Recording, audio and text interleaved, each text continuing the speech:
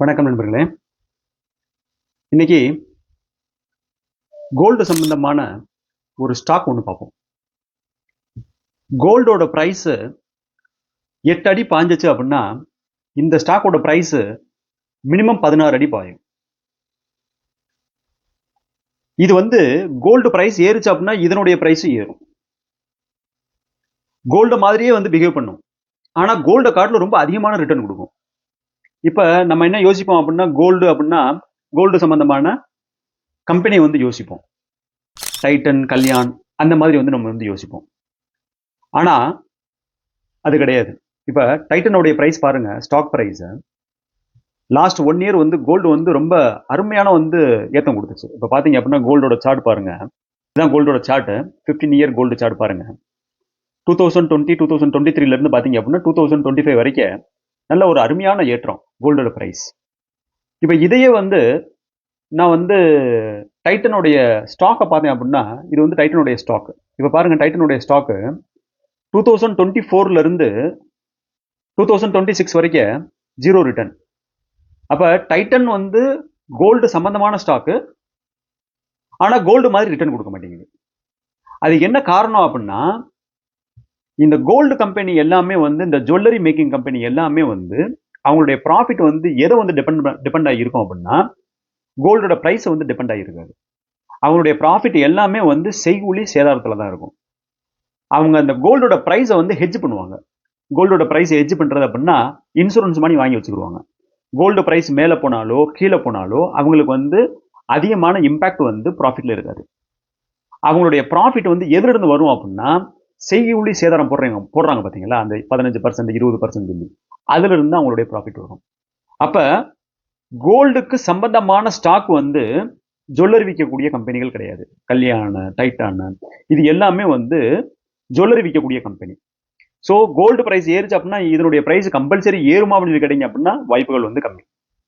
அப்ப gold price ஏறிச்சு அப்படின்னா அது கூடயே சேர்ந்து கம்பல்சரியா ஒரு ஸ்டாக்கோட பிரைஸ் ஏறணும் அப்படின்னா அந்த எந்த கம்பெனி அப்படின்னு சொல்லி கேட்டீங்க அப்படின்னா கோல்டு லோன் கொடுக்கக்கூடிய கம்பெனி. கோல்டு லோன் கொடுக்கக்கூடிய கம்பெனி அப்படின்னா என்ன ஆகும் அப்படின்னா, இப்ப முத்தூட் ஃபைனான்ஸ், மணப்புரம் இவங்கெல்லாம் என்ன பண்ணுவாங்க அப்படின்னா கோல்டுக்குன்னு சொல்லி ஒரு லோன் கொடுப்பாங்க. அப்ப கோல்டு லோன் அப்படின்னு சொல்லுவோம். இப்ப ஒரு 5 வருஷத்துக்கு முன்னாடி நம்ம ஒரு கோல்டு இருந்துச்சு அப்படின்னா அந்த கோல்டோட பிரைஸ் இப்ப பாருங்க, இப்ப ஒரு 2010 2011 கோல்டோட பிரைஸ் பாத்தீங்க அப்படின்னா அரௌண்ட் 2000 2500 இருக்கு. இது 24 கேரட்டோட கோல்டோட பிரைஸ்.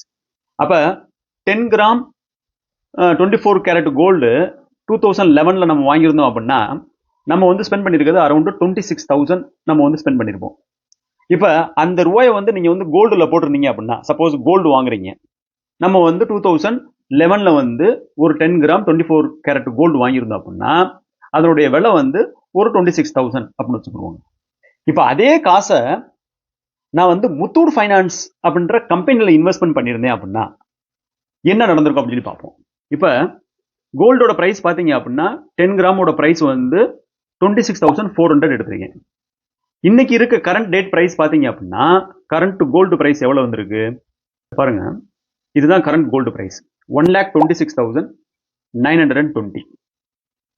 இப்ப இதுவே அந்த 26,400 ருபீஸ நான் முத்தூட் ஃபைனான்ஸ் அப்படின்ற கம்பெனில இன்வெஸ்ட்மெண்ட் பண்ணியிருந்தேன் அப்படின்னா இதுதான் முத்தூட் ஃபைனான்ஸ். முத்தூட் ஃபைனான்ஸோட சார்ட் பாருங்க. இதுதான் முத்தூட் ஃபைனான்ஸோட சார்ட். இப்ப 2000 இவங்களுடைய சார்ட் 2015 இருந்தா இருக்குது. ஸோ 2015 நம்ம இன்வெஸ்ட்மெண்ட் பண்ணியிருக்கோம் அப்படின்னா 180 ருபீஸ் அவங்களுடைய ஸ்டாக் பிரைஸ் 180 ருபீஸ். நான் 2015 கன்சிடர் பண்ணிக்கிறேன். 2015 கோல்டு பிரைஸ் பாத்தீங்க அப்படின்னா இங்க பாருங்க அரௌண்ட் 2,200. அப்ப 10 கிராம் வாங்கியிருந்தோம் அப்படின்னா அரௌண்ட் 26,000 தான் வந்திருக்கும். ஸோ இந்த பிரைஸ் சைட்வேஸ்ல தான் இருந்துச்சு. இப்ப 2015 நான் முத்தூட்ல இன்வெஸ்ட்மெண்ட் பண்ணிருக்கேன். முத்தூட்டோட பிரைஸ் பாத்தீங்க அப்படின்னா அரௌண்ட் 180.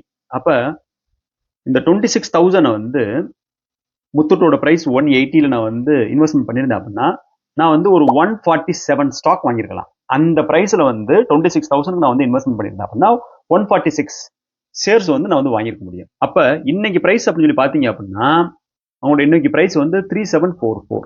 அப்ப 3744 இன்டூ நான் வாங்கின எவ்வளவு ஸ்டாக் இருந்துச்சு அந்த பிரைஸ்க்கு 147 வாங்கியிருக்கேன். அப்போ மல்டிப்ளை பண்ணேன் அப்படின்னா எனக்கு இன்னைக்கு டேட் எவ்வளோ வருது பாருங்க, 5,49,120 rupees. இது என்ன ரீசனுக்காக வந்து முத்தூட் ஃபைனான்ஸ் வந்து அவ்வளோ தூரத்துக்கு வந்து ப்ராஃபிட் ஆகுது அப்படின்னா, கோல்டு மேலே போகிறத காட்டில் வந்து ரொம்ப அதிகமாக மேலே போகிறதுக்கு காரணம் என்ன அப்படின்னா, இப்போ முத்தூட் ஃபைனான்ஸ் வந்து கோல்டு லோன் கொடுக்குறாங்க அப்படின்னா அவங்க வந்து 75% ஆஃப் த வேல்யூ. அப்போ இப்போ நீங்கள் ஒரு லட்சத்துக்கு உங்கள்கிட்ட வந்து கோல்டு இருந்துச்சு அப்படின்னா அவங்க வந்து எவ்வளவு கொடுக்க முடியும் அப்படின்னா, லோன் எவ்வளோ கொடுக்க முடியும் அப்படின்னா 75,000 தான் அவங்க வந்து லோன் கொடுக்க முடியும். 75% தான் வந்து லோன் கொடுக்க முடியும். அப்போ அன்னைக்கு இருந்த கோல்டுக்கும் இன்னைக்கு இருந்த கோல்டுக்கும் இப்போ கோல்டு பிரைஸ் அதிகமாயிருது. இப்போ 26,400 வந்து அவங்க வந்து 75% லோன் கொடுத்துருந்தாங்க அப்படின்னா எவ்வளோ கொடுக்க முடியும்?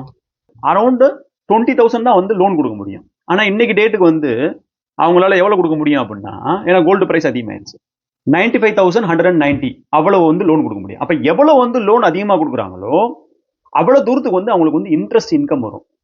அவங்களோட இன்ட்ரெஸ்ட் அதிகமாக இருக்கும். 10%, 12% அப்படின்னு சொல்லி வச்சு இன்ட்ரெஸ்ட் கொடுக்கும்போது அவங்களோட இன்ட்ரெஸ்ட் வந்து இன்கம் தான். அவங்களோட இன்கம், மேஜர் இன்கம் எங்க இருந்து வருது அப்படின்னா இன்ட்ரெஸ்ட்ல இருந்து தான் வருது. அப்போ இன்ட்ரெஸ்ட் வந்து அதிகமாக வந்து அவங்க வந்து சம்பாதிக்க முடியுது.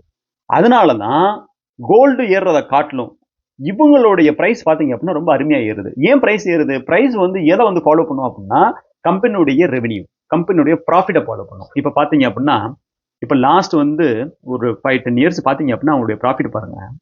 இப்போ இவங்களுடைய 2015 வந்து ரெவென்யூ அப்படின்ற சேல்ஸ் எவ்வளோ பண்ணியிருந்தாங்க அப்படின்னா 4,336 crore பண்ணியிருந்தாங்க. இன்னைக்கு டேட்டுக்கு பாருங்க 20,214.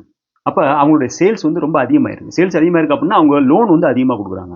அப்போ லோன் அதிகமாக கொடுக்கும்போது அவங்களுடைய இன்ட்ரெஸ்ட் வந்து அதிகமாக வந்து வாங்குறாங்க. அப்போ அவங்களுடைய ப்ராஃபிட் பாருங்க 672 crore இருந்தது, இன்னைக்கு டேட்டுக்கு வந்து 5,352 crore. அவங்களுடைய ப்ராஃபிட் வந்து ரொம்ப அபரிவிதமாக வந்து குரோத் ஆகுது. அப்போ கோல்டு வந்து ப்ரைஸ் இன்க்ரீஸ் ஆகும்போது இவங்களுடைய ப்ரைஸ் வந்து கோல்டை காட்டிலும் வந்து ரொம்ப அதிகமாக இன்க்ரீஸ் ஆக காரணம் வந்து அவங்க வந்து கோல்டு லோன் வந்து அதிகமாக கொடுக்குறாங்க, அதுல இருந்து ப்ராஃபிட் வந்து அதிகமாக வாங்குறாங்க. அதனால இவங்களுடைய ப்ரைஸ் பார்த்தீங்க அப்படின்னா 4 மடங்கு, கிட்டத்தட்ட 4 மடங்கு வந்து கோல்டு ப்ரைஸை காட்டிலும் அதிகமாக இன்க்ரீஸ் ஆகிறது நமக்கு வந்து இங்கே தெரியுது. கோல்டுக்கும் ஸ்டாக்குக்கும் ஒரு அட்வான்டேஜ் இருக்குது. இப்போ கோல்டு நம்ம வாங்கி வைக்கிறோம் அப்படின்னா அது வீட்டில் வந்து அப்படியே வந்து கிடக்கும், அதனால வந்து எந்த ஒரு இன்கமும் வராது. ஆனால் இந்த ஸ்டாக்ல எப்படி இருக்கும் அப்படின்னா, இப்போ நீங்கள் ஸ்டாக்ல இன்வெஸ்ட்மெண்ட் பண்ணியிருந்தீங்க அப்படின்னா ஸ்டாக் வந்து உங்களுக்கு வந்து டிவிடெண்ட் அப்படின்னு சொல்லி வந்து ஒன்று கொடுப்பாங்க. இங்கே பாருங்க, டிவிடெண்ட் 0.69%. ஸோ உங்களுக்கு வந்து வருஷம் வருஷம் வந்து அவங்க ப்ராஃபிட்ல இருந்து ஒரு போர்ஷன் வந்து உங்களுக்கு வந்து டிவிடெண்டாக கூட டிஸ்ட்ரிபியூட் ஆகும். அப்போ கோல்டு வந்து வீட்டில் வந்து சும்மா இருக்கும். இதுவே வந்து ஸ்டாக்ல போட்டிருந்தீங்க அப்படின்னா டிவிடெண்ட் சொல்லி ஒரு வருஷம் வருஷம் உங்களுக்கு அமௌண்ட் வருது. அதை தவிர இதனுடைய ப்ராஃபிட்டும் பார்த்தீங்க அப்படின்னா கோல்டை காட்டிலும் ரொம்ப அதிகமாகவும் வளருது. இது வந்து ஒரு இன்ஃபர்மேஷன் பர்பஸ். இதில் இன்வெஸ்ட்மெண்ட் பண்ணுறதுக்கு முன்னாடி ஒரு அனாலிசிஸ் பண்ணிட்டு இன்வெஸ்ட்மெண்ட் பண்ணுங்க. தேங்க்யூ ஃபார் வாட்சிங்.